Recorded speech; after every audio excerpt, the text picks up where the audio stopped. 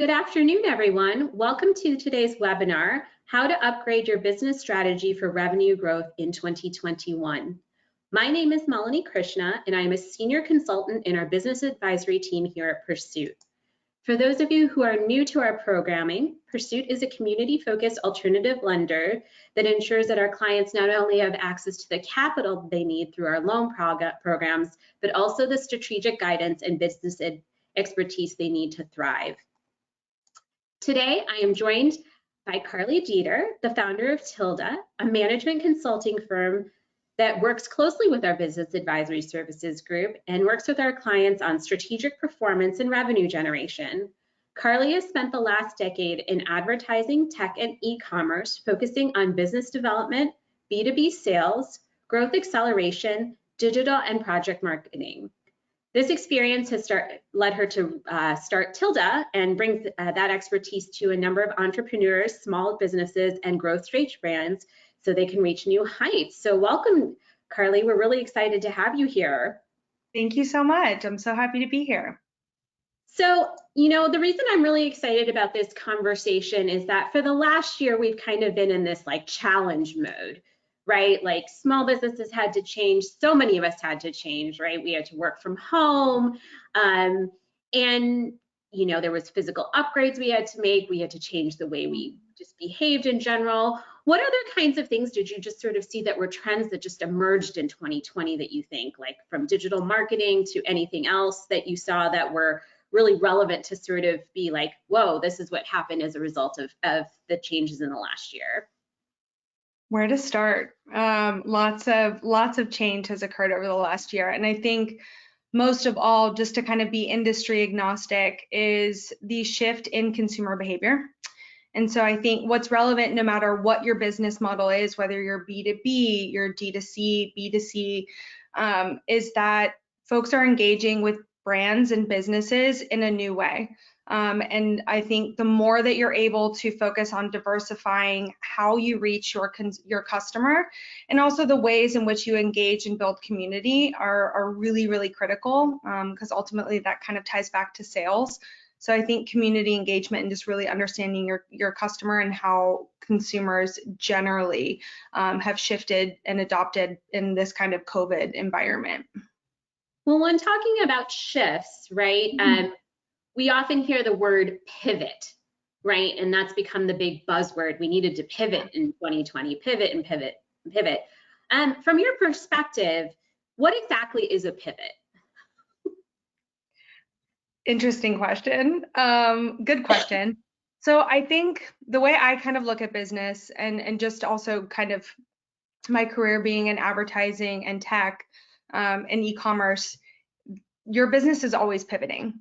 And so for us and how we work with our clients, we speak about a pivot as like a continual kind of optimization and adjustment to your business. I think ultimately, no matter what, you're going to have things that are in your control and things that are out. And so, you might be pivoting to the changes in consumer behavior or regulations or restrictions that were, applicable during COVID. Or maybe it's the way that your customers are engaging with your brand or how people are engaging with the products and kind of services you're offering. So I think a healthy business pivots often. And it doesn't have to be this substantial pivot that we think is the game changing. It can be little optimizations that help you tweak and refine and enhance and continue to kind of optimize your business for sustainable success. And I think that's so important, right? We've talked offline on this a number of times. It's about adjustment, and pivots don't have to be this big grand scheme plan. It could be a regular sort of reflection and adjustment on there. So I'm actually going to pose the question that I think that really prompted us to do this webinar, which is how can small businesses take the lessons they have learned? Maybe it's from a pivot, maybe it's just because of what happened in 2020, and take those changes to build a resilient business for 2020 and beyond. I mean, I think one of the things that we have a real opportunity for now is that, business is different than it was a year ago, and it will continue to be different. So it isn't so much about being in this panic mode of, oh my God, all these changes came at it. It's really about, building a thriving organization for 2020 and beyond. Absolutely. And I think another interesting way too to look at it is I think, oftentimes, and what we hear too with folks that are maybe brick and mortar or more traditional retail is that they're kind of nervous about this shift back to normal. I think we kind of have to remove that frame of mind and that track and really gear up to understanding that while you do have to focus on integrating back into kind of your normal business practices and operations, how they were the best that you can, you also have to have a really clear understanding of how your customers are engaging with your business, your brand, and making sure that you're forward thinking and really thinking about how not only to just engage with them now and in the next few months, but over the course of the next few years. And a lot of that is definitely enhancing like an online profile. Great. You've talked a lot extensively through the work you've done with some of our clients, but also in other ways, but that there are sort of some key areas that we need to focus on to just change that mindset from I just need to survive to really being a thriving organization. The three that you mentioned were revenue generation. Obviously, if you're in small business, you're here to make money and to generate sales. Providing value to your clients and ensuring you have sufficient resources. We've also seen this be a very key component to the value that Pursuit really brings to our clients, is that, through our business advisory services, we're really trying to focus on revenue generation with our clients, to move away from just, oh my God, I just need these things, to actually building a business. And so you had sort of, I'm going to turn it over to you, and I'm just going to also tell to the audience, if you have questions for Carly, I would highly recommend put them in the questions box, and I'll try to address them as I see them coming through. And with that, I'm really interested in Tilda's framework for what you think is important from that transition for really survival to growth. Yeah, absolutely. And so I think, first off, I tried to kind of approach this by giving kind of guidance that is business model agnostic and also industry agnostic, because I think there are some critical tools and tips to think about no matter what kind of business you have, that will help you kind of think about ways to rejuvenate and transform and continually evolve how you not only scale your business, but how you really engage with your customers and your online and your community. Should we go to the next slide, or are we there yet? Yeah, let's go. Yeah. Okay, perfect. So to kick things off, I think when you are really building and changing that kind of mindset from survival to growth, you want to level set. Let's hit the reset button. Let's make sure we have a very clear understanding of all of the insides and outs of your business. And this sounds kind of silly, but ultimately everyone should be doing this. You as entrepreneurs and folks that are building and growing companies, your business. But what I really mean by that is identifying and evaluating every aspect of it. So not just operations, but what are you selling? How are you selling it? Who are you selling it to? How are you communicating with them? What's really working in that communication and in that strategy, and what's not? And I think oftentimes we get so hung up on focusing on like what's not working. It's important to understand what's not working, but it's really important to understand what is working and why. That way you can really like focus on kind of ramping that up and finding and creating more opportunities like that.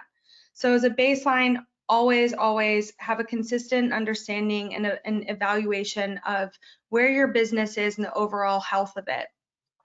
And I think that's important, right? Because you've talked about, you don't want to necessarily abandon all the things that you've done in the last year just because you thought that was just necessary for COVID. It might actually be something that works for your business model. Yeah, absolutely. And like also what I tell a lot of our clients and our team, we have monthly meetings where we just kind of, where are we, what are we doing, what's working, what's not, just to kind of touch base and make sure that we are working towards our goals, and that you're always going to have trial and error. You're always going to be testing different things, trying different things. So it's really important to kind of gut check and use data and really just look at the overall landscape of where you fit. And then secondly, but very, very, very importantly, is setting goals and working backwards. So oftentimes it's very, what's the right word? Scary, maybe not, but it can be scary to know where to start.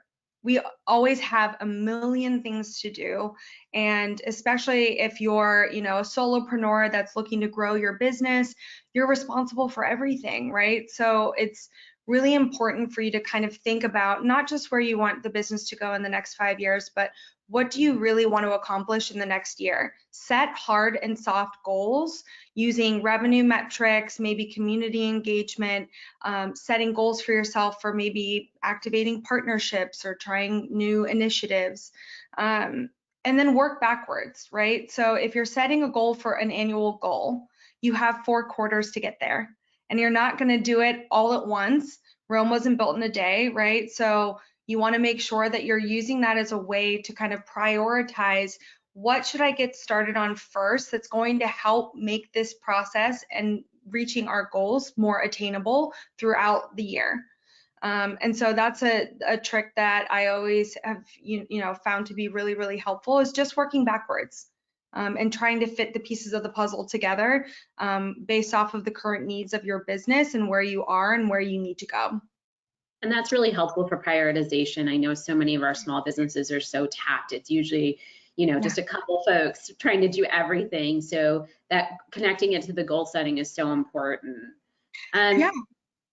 One thing I'll add to that also is, especially, I've been there, grown a business from the ground up, and, it's always kind of hard when you're on your own and you're trying to figure out, well, I can't do everything. I can't be everything to everyone. And so part of building out those goals and that roadmap is delegating and identifying what resources you need to bring in when, and having a loose kind of plan for that so you can activate it when you're ready as you continue to evolve and navigate. And I know we've had conversations on previous webinars, just having these goals and being really transparent to it can really help your team, especially because a lot of us are working in sort of very dispersed environments. That is a really major thing as a leader of your organization, to sort of really bring that back, because that can get you more resources, or you can get employees more engaged in different ways. Absolutely. And I think also, I think it can be very scary at times when you are on a limited budget and you're like, well, how do I hire all of these people to do all the things?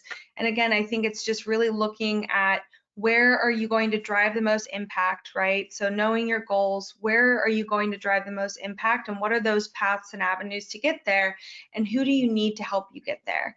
And then from there, you're able to kind of work through prioritization, what you're able to pick up, where you need someone to kind of come in and provide that expertise, and then budget accordingly. Yeah, that's so important. Now, you have a real big focus on digital. Can you just talk a little bit about that for actually sustainable growth? Yeah, absolutely. I think, if you're coming from a traditional retail background or a brick and mortar background or standard operations, I think, everyone had to adapt to this environment last year. And everyone had to really think about how to create a digital footprint, how to have a digital presence, and then also how to build that community with their customers online. And so I think, when you're thinking about the return of, retail or brick and mortar and folks opening, all these cities opening back up, you want to make sure that you're still able to engage and you're able to prioritize, boots on the ground where you need to, but it doesn't mean that digital just goes away. It is a significant component to any kind of online shopping or any kind of service-based business. You can reach more people online. And so you can still have your presence in your local neighborhood, your local city, but ultimately you want to be able to engage with folks online. And that's for many, many reasons, which I think we'll get into. but it's not just about audience extension and reaching people outside of your immediate area. It's also creating a really seamless customer experience. And folks are online. We're always on our phones, on our computers. We're looking for new products, new services. If we have questions or are thinking about things that we need to optimize for our business, we take to the internet. And so we need to make sure that our businesses are optimized to be able to, if you're not necessarily selling online, you need to be able to set up a stage where you're able to, and also just communicate with consumers. And so I think that's a really, really critical component in every business, no matter what it is that you're doing, you should have a digital presence. And you've talked about this, and I've experienced this too in the last year. Digital presence is not just about engagement, it's really about building a network, right? Like it's your community in a lot of ways, and it's been our connection, right? We know each other through digital places. And the question I get most often asked is that, you know, we have a lot of small businesses who are one or two people and they're by themselves, and they often are either so different than anyone else and they don't feel like they have anyone that is their peer or their connector, or they're afraid there's someone that it's going to be competition. You had a really interesting perspective on why partnership and network is so important, and I was wondering if you could share that with our audience. Yeah, absolutely. So number one, your business is as strong as the community that you build around it. And that not only includes your customers, but it includes your partners as well. So partnerships are an incredible tool and way for you not only to increase and extend your audience, right, by being able to communicate and meet and be introduced to customers of other businesses that might be complementary to yours. But it's also a way to extend or enhance your own offering, deepen the kind of connections that you're creating with your customers and your community, and find really interesting, compelling ways to be able to build that kind of engagement and find new ways to really understand who your consumers are, who your customers are, and what they value. And I think, you know, no matter whether you're a larger company or you're, you know, a one-person business working to grow, you should always, always, always be networking. And so if anything, you know, we learned last year was that we couldn't go grab a coffee. We couldn't, you know, email someone and suggest something like that. So we were forced into this kind of virtual environment. And while I think we're all craving connectivity and connection in person, you still want to make sure that you're able to proactively find, you know, online forums, network, don't be afraid or shy to reach out to people to suggest a quick meeting. I do it all the time. Literally every week, what I'll do is I will sit down, I have an allocated hour or two, and I just look for, you know, interesting brands that are doing something similar that could align with our services, something that would be necessary or interesting to our clients. And then I just reach out to people and I say, hey, listen, I'd like to learn more about your business.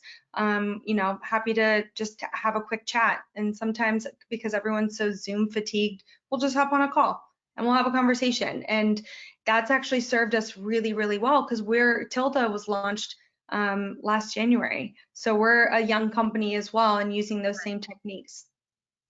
And I think the other thing that's been so heartening to see about connectivity in this time is that information sharing. You've talked a lot about, you know, the customer is the most important thing, and knowing who's in your community and other places can give you insight on things that you might not know. And so that is not necessarily of saying like, oh, you know, I just need to extend a help to everyone else, which I think is a helpful thing in general, but also like you can get information from just that process of just talking to somebody. Absolutely. Now I love this idea, like I want to pivot from this idea of like evaluating the health and everything that we're talking about and going away from the doom and gloom to really talk about revenue generation, because I think there is an opportunity in 2021. And often we did see a lot of businesses really thrive in 2020. It wasn't all doom and gloom, you know, and can you just talk about what you think is one of the most key components of that revenue generation piece on customers? A customer first approach. Always, always, always. The more you understand about your customer and what they value, what's important to them, the more successful you are going to be. I like to use the example of Amazon, regardless of what, you know, your opinions on Amazon are, and I think we all have different ones, but one thing that they did so exceptionally well, especially transitioning into this digital era, was having this customer first approach where it was, how can I create convenience for you? How can I give you all of these things that are accessible at your fingertip, you know, where other companies weren't doing that? And so you have the introduction of Prime and 2-day shipping, which was a game changer, but they continue to innovate on that. And so I think to tie it back to really understanding who your customers are, you of course want to understand, like, what are their demographics, where do they live, where do they reside, are there any cities that they, you know, are in significant pockets, what are their behavioral characteristics, what do they like, what publications do they follow, what are they interested in, where do they shop. These all, like, hard metrics and just data points are critical, and I think no matter what, you should always be like focusing on the data first. But I think also, you know, getting to like the behavioral characteristics and interests, and we talk about this in the next slide as well, consumers are, especially now, and there's a lot of data over the last couple years, especially last year, that indicate consumers are really, really critically, you know, evaluating the kind of brands and businesses that they either spend their money with or collaborate with. And so the more that you understand what do my customers value, so whether you're, you know, a creative designer or a D2C brand, you should always be thinking and trying to understand, get feedback from your customers and understand what it is that they are looking for. Are you providing that? What aren't you providing? What are they motivated by? What would encourage or incentivize them to spend money?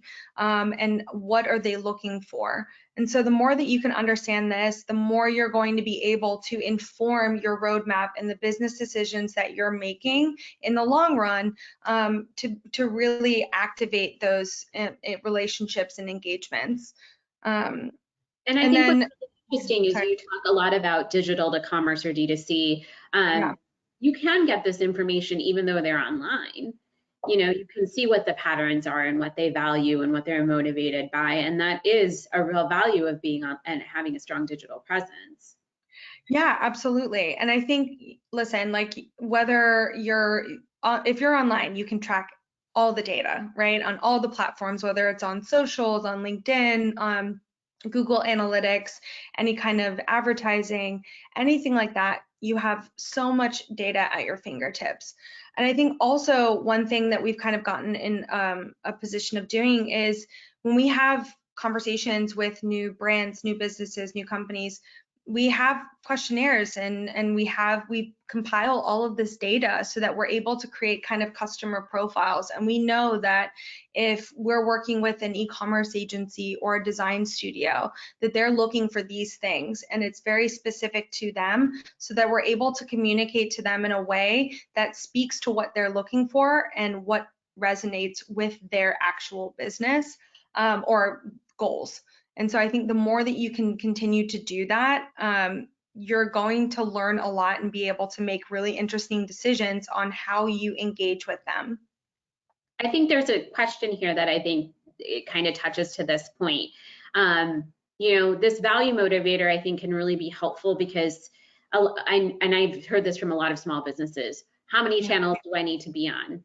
You know, like, do I need to be on all 50, or is there 3 or 4? And I wonder if you could talk about that, because it seems like there's so many places you can live online, and how do you kind of identify what the best channels are? I think that's such a great question, and it's so relevant to kind of who your customers are. So for example, if you are, if your demographics tend to skew, you know, 45 plus, you would probably want to be advertising or engaging on Facebook versus Instagram, right? Or if your customer are businesses, LinkedIn to me makes a lot more sense.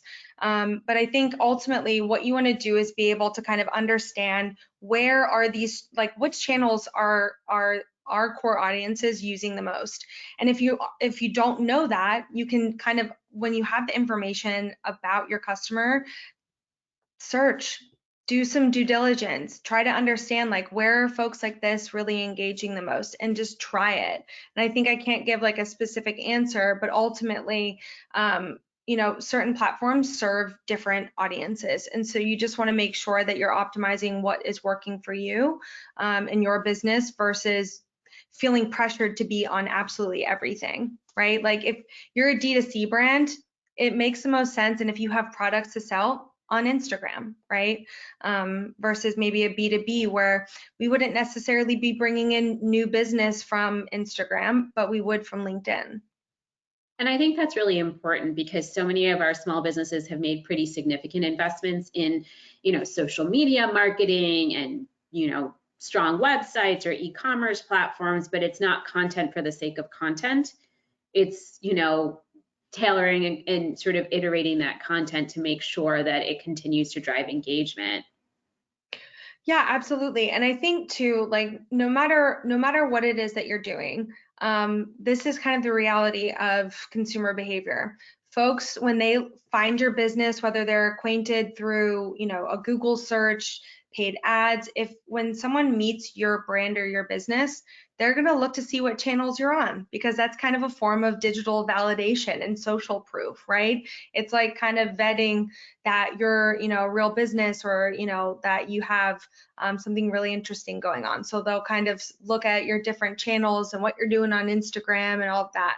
So I do think that you should really evaluate like the core channels that you should be on. So depending on what type of business you have, Facebook, Instagram, if you have a younger audience, looking at TikTok, and Snapchat and all of that kind of stuff. But I think just do your due diligence there, and then activate what makes the most sense. And you don't have to do it all at once. Just make sure that you do have a footprint so that people are able to engage with your brand on more than hopefully 3 to 5 channels at once. This is actually a good question that I think brings us to the next one, which is how important is it to update things every day? That was sort of the question. And I think this is about your brand positioning. Like, do you need to have something new on Instagram every day or LinkedIn every day? Yeah, that's really interesting. Again, I think there's all these like little tips and tricks depending on the platform that you're on. But for example, if you're just getting started or you're a one-person team, you can't be doing all the things at once. But what you can do is use, for example, let's just take like Instagram, and building an organic following. So just posting on your business's Instagram. There are times of day that drive the most engagement. So Tuesdays through Thursdays at 11 a.m. is a really great time to post on Instagram. That's where folks are like, they've done their morning thing. They're kind of taking a break before, getting the last bit of work done before lunch. So it's like understanding those kind of things. And then also, frequency is really important because you want to make sure that you are consistently engaging with community, but you don't necessarily have to do it every day. I think if you can get to a place where you have the resources to support that kind of management, because it is very time intensive, that's great. But even just posting once or twice a week, just to make sure that when people go to your different channels, they're seeing that you posted recently, that you have a voice, that you have something to say, that you have an interesting, product launch, or you're doing different initiatives. People want to make sure that they're seeing current content, and it doesn't need to be every day, just as much as you can, especially until you get those resources in place. And we've heard from a number of clients that just having new content, even if it's like you sell 2 products and you just kind of rotate new information or new stories about that, it just shows that you're actually active, right? It shows that you are actively seeking business and you actually are looking to engage with people, because, something that was updated 5 years ago just looks like maybe they're not around anymore, or just that kind of thing. Yeah, absolutely. And so many ecosystems are so competitive and so saturated because everyone is online. So if they haven't seen anything from you in 2 years, they're going to say, okay, what's going on? What's going on with these folks? And so again, it's a way to, of course, engage, but you want to make sure that you have these things in place so people know that you're active and that you're invested in your strategy now and that you have things to offer them, because ultimately you want to bring them into your community. And I think this transitions us to the next topic, which is, optimizing that brand position and messaging. You talked about competitive landscape. I think competition gets very scary for small businesses, right? Because you just assume that like Amazon's trying to take you or so-and-so across the place. Can you just talk about, like how that fits together with your customer profile? Yeah, absolutely. So, we kind of talked about checking the overall health of your business and making sure that you have a roadmap in place, and then really focusing on like who your customers are, what they value. When you have all of that kind of data set, now it's time to really figure out how to speak to them. And a lot of that is also inclusive of understanding where you sit in the market, regardless of whether you're a huge company or you are a growing small business. You still have competitors. There's still other businesses that are like yours and or similar. And so you want to understand kind of where you sit in that and who are your competitors. You don't necessarily also, I think a lot of people get hung up on, I need to know everything about my competitors. That's not necessarily true. You should know what their offering is, what their price points are, what value propositions they really pose. But ultimately, it's understanding them so you understand and can really identify how you differentiate, and ultimately the value propositions that your business has that's going to be compelling to bring folks to you versus other businesses in the space. And I know in my day-to-day work, I often tell our clients, differentiating and learning about your competition is important, because a lot of people say, oh, I'm the only one doing this here. And that may not be true, especially now that there are options where you can get things sent to you from different places, and really sort of putting in that time to sort of say like, okay, I'm not the only one, there are other people that are doing this, and just taking some time to understand that, I think is a worthwhile thing. I do see a lot of our clients sort of saying, well, I'm the only one in town that does this. And yeah, absolutely. I think, and you may very likely be one of the first or one of the prominent in your area. And that's also a really, really important and critical inflection point to make sure that, you're continuing to innovate and serve your customers well, in case and in the instance that there are other businesses, which usually there are, and you just might not know about them. I'll give you an example. Like when I was starting Tilda, there's so many management consultancies, right? And we know of the really, really big ones, but there's a lot of, small business consultancies and kind of medium-sized businesses. And I didn't know many of them in the space when I started this. And so it's really important it was important for me to understand, well, what are they offering and where do we sit, and why would folks come work with Tilda versus go to any number of these kind of companies? And while they might not offer the same exact thing that we do, it's always perception of value, right? Like there can often be confusion, there can often be a kind of lack of information until people really dig. So it's better to be proactive about that. And I think that's so important for small businesses, because oftentimes people always say, well, I'm not the lowest price, and that's not your only value proposition. Yeah, absolutely. You want to be competitively priced. And also depending on what your service is, or your product or your business, you want to make sure that you're not only competitively priced, but you understand kind of where that price range sits in your community, and also what your customers are willing to pay, because oftentimes folks are willing to pay for businesses. They're willing to pay a premium to work with businesses or be in that community where it's something that they really value and get a lot of value out of. And I think this is an important part. You've talked about ESG, which if you could define what ESG is for the folks that don't know what that, because it sounds like a very corporate term, but it is very relevant to small business. Environmental, social governance. So there's an overwhelming growth in the number of consumers. I think that last year was reported over 60% of consumers chose to purchase from brands that are promoting some type of ethical values or giving back or have sustainable business practices. And so even if that's not core to your service or offering traditionally. Consumers want to work with brands that are doing good. And so I think really being mindful of that, not just understanding kind of where do we sit and how do we differentiate, but also how can we engage with different things that we care about that are true to the values of our organization, and really promote that on our channels and find ways to activate that. Is going to be really, really important. And oftentimes, like, I always thought of ESG as very like corporate and these big marketing campaigns that you see from big companies. But most small businesses started because they saw an opportunity or something in their community. So it is very much like, we have lovely businesses who say like the kids in my community don't have access to this. And so connecting it to why you started the business in the first place, it can be a relatively easy thing.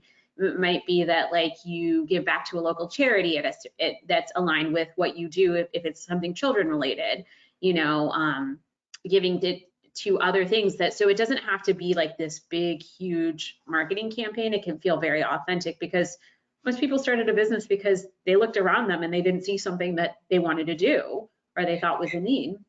Absolutely. And I think also authenticity and transparency is really important there too. If you're just doing it to make sure that you kind of are offering something that's in that realm, probably not going to land well. But if you just take some time and kind of going back to really looking at the overall business strategy, take an hour and sit down and say, what do we really care about? What do we stand for? And this is, again, like if you haven't done it, and think, what can we be doing to engage in this kind of, whether it's sustainability, whether it's working with youth, whether it's, working with different communities. Really sit down and think and map out, what can I do that can engage this and also give back? That's really, really important. And I think it should be a fun and an exciting kind of exercise to think about different ways to engage with people that you care about. So here's a question. I don't know the answer to this. Perhaps you do. How exactly do you define brand value? Like we saw a lot about that. So I think always I go back to, so oftentimes, and if there's creative folks on this, they'll know this, but your brand, your business has a brand identity, hopefully, right? And so that's kind of like who you are, what you offer, what your mission statement is, your company values, these kind of things. But then when you really start to think and it's like this funnel effect, right? Like you have this overarching business and you offer something and you sell it and you have your customers. And from there, it's really understanding who your customers are. So for example, I'll give you an example of Tilda, but like I said earlier before, there's all these, other folks out there that do similar things.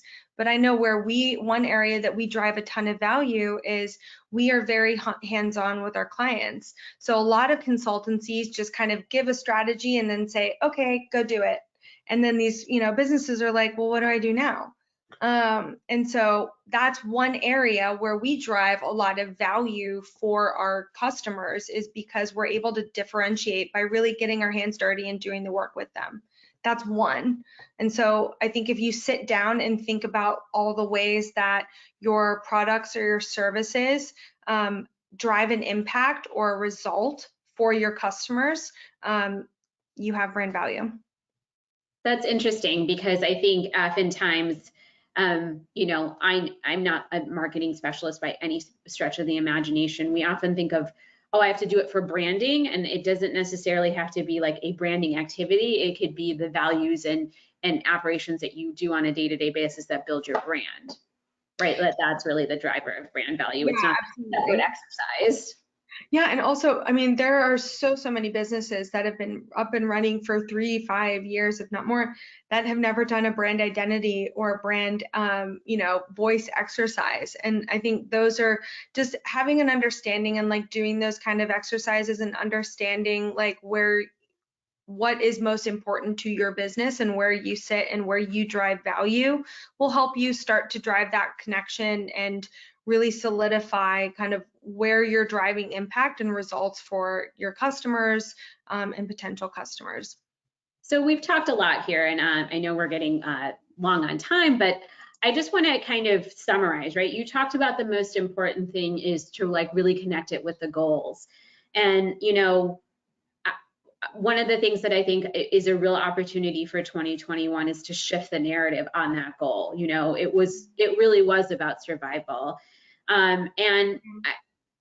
You know, I feel like sales and revenue is something that is always like, yeah, you have to make money, you have to make money. You know, the reason we're all doing this is to continue to drive that revenue relationship. And you know, you and I talked a little bit about this. Both of us were small.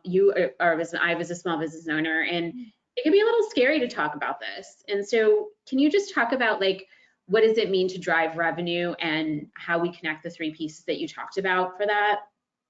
Yeah, absolutely. So I love this question. And so my background, just to give you like a little story, is my background was in like big tech sales. So I worked for Facebook and Uber and a bunch of startups. And when you think of sales in general, it's kind of, it has a stigma. It's like kind of, I don't want to be a cheesy salesperson, or I don't want to be too forward or too aggressive with trying to capture new audiences. And I think the easiest way to kind of approach sales is to look at it as an opportunity to connect with folks and really build relationships. And so it sounds cheesy, but the more proactive that you can be in understanding kind of who your customers are and where to reach them, whether you are a local bakery, whether you have an accounting business, or you are an online beauty brand, like really just thinking about, okay, let's look at the metrics, let's look at the data, we understand this about our customer, let's find really interesting ways to be able to reach them.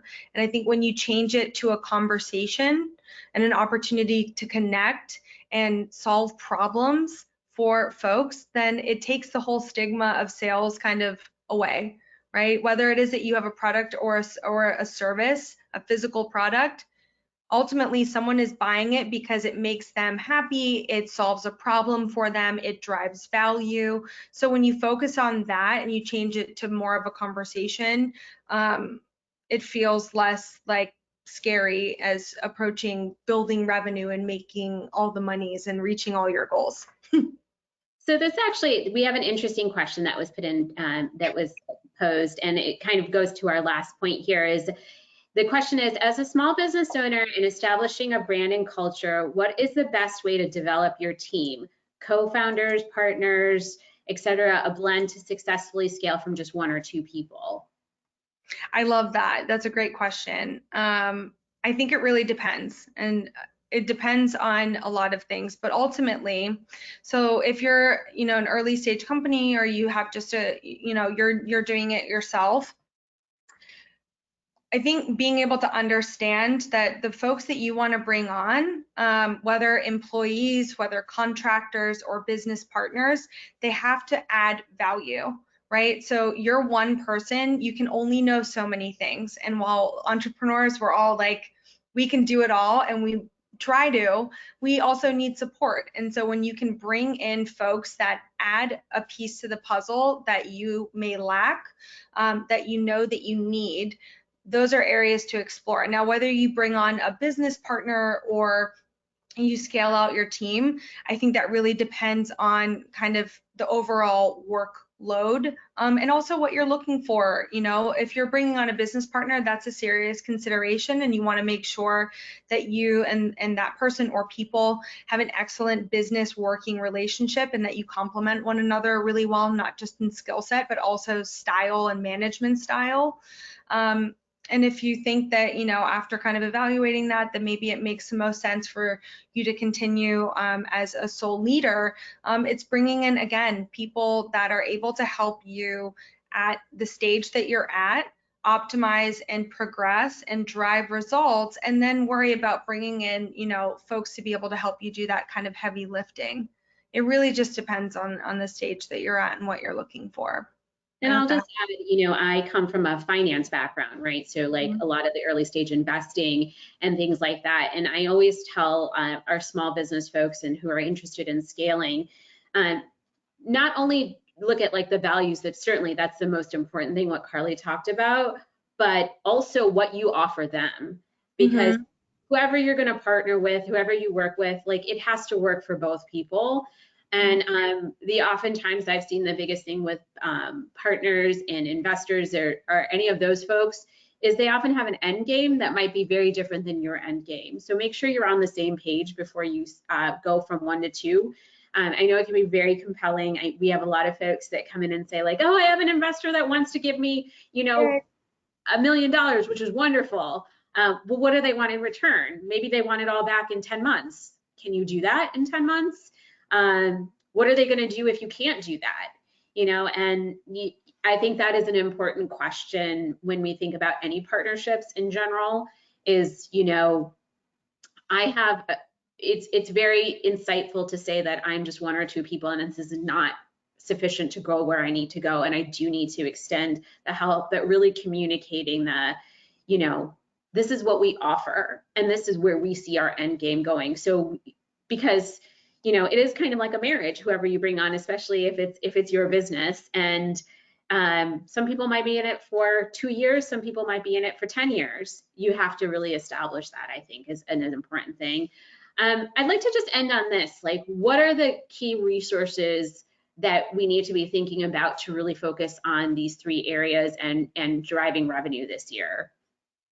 Yeah, absolutely. And I would love to just add to what you just said, because I think it's really smart and important, is if you are exploring any kind of partnership or bringing on co-founders or anyone like that, you absolutely must talk about endgame and what they're willing to commit. It's a lot more, complex than just the salary or percentages.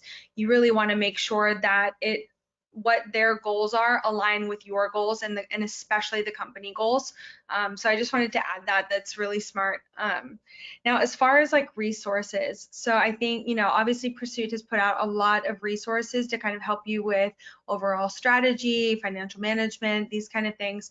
But I think, when you're getting started, or when you're really evaluating the overall business, there's a lot of resources out there that can kind of help you with, doing a business audit. So just asking yourself questions of like, literally writing down or mapping out like what's your SWOT, your strengths, your weaknesses, all that kind of stuff.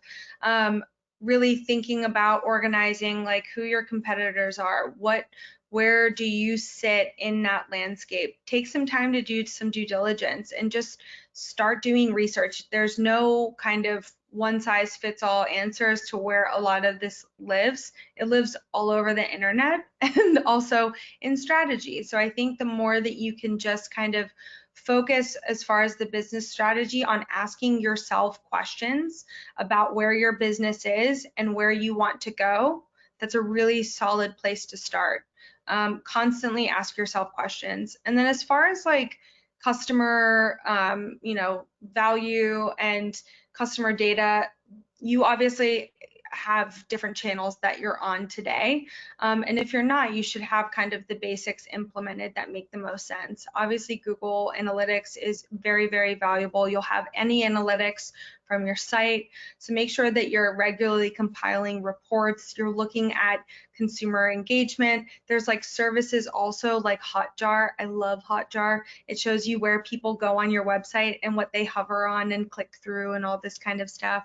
So there's a lot of different tools and resources out there that you can kind of look into to help you understand more about your customer. Also, make sure you're asking feedback. No matter whether it lives on your site and it's on your product page, or it's in your email automations when someone makes a purchase, or if you're actively working with a one-on-one client, ask for feedback and ask them where they're finding value, and then be able to take those kind of learnings and help inform the path that you're going on, moving forward. And I'll just put a little shout out for the folks on our call, Pursuit has actually developed a lot of these resources so you can quickly download. For example, we did a whole on-demand webinar last month on just SWOT analysis, where I talked through the 4 boxes and what they are. So we would really invite you to look at the resources section of our Pursuit landing page. I know, Carly, we are almost at an hour, and we could probably keep going if we wanted to. I just want to kind of end at this.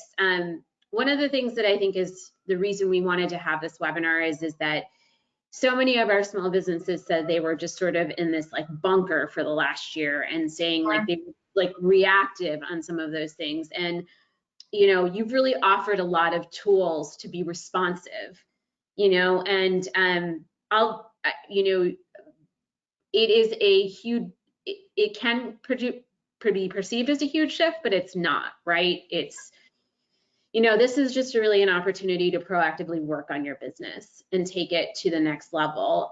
Whether that's, you know, returning back to where you were, or if it's really about taking all the lessons you learned and being in your business. And I just want to leave you with the last word.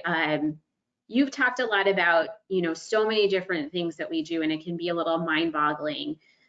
What is your advice for the overwhelmed entrepreneur about what is the difference between putting all of this and how much time they should sort of devote to this? Yeah, absolutely. So first of all, I'm an overwhelmed entrepreneur. So I hear you, I feel you. It can be really scary and overwhelming at times. And I think, again, it's like anything else. The more proactive you are rather than reactive, the better positioned and poised you are to be able to handle change and also feel like you have a better grasp on not just where your company is today, but where you're going. And I think a lot of this can feel overwhelming, but take it a day at a time. Oftentimes, like I'll start my week and I'll say, okay, what are my goals for this week? I know I have a million things happening, but what are the most critical? How do I prioritize? And I you know, adhere to those kind of same guidelines when it comes to overall business planning. You can't do everything at once. So just try to prioritize what are the most important things for your business. And also one thing to add, if you haven't done any of these exercises before, and this just sounds like so much work while you're already operating a business, baby steps. Prioritize building your brand positioning and your brand identity and kind of where, and your brand voice, your values, your mission statement, these kind of things if you haven't.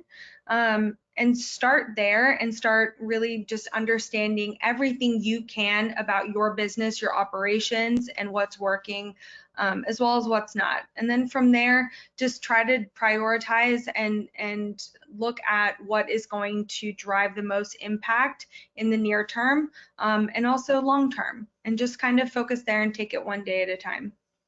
Well, thank you so much for all your advice. And I will just encourage all the folks, we will keep a recording of this webinar for all the things that Carly talked about, as well as a summary. And we invite you to go to pursuitlending.com. We have a lot of resources, not only about financing, but, you know, small business in general.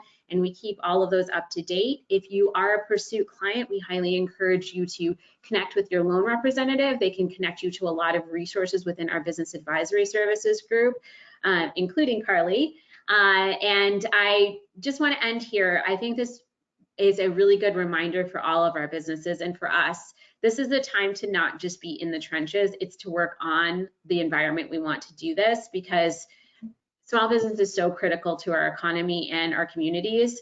So, you know, take the time, because you are a valuable part of what is important in this country. So thank you, Carly, and thank you everyone for attending, and have a great afternoon. Thanks, everyone. Stay positive. Be well. Thanks. Bye.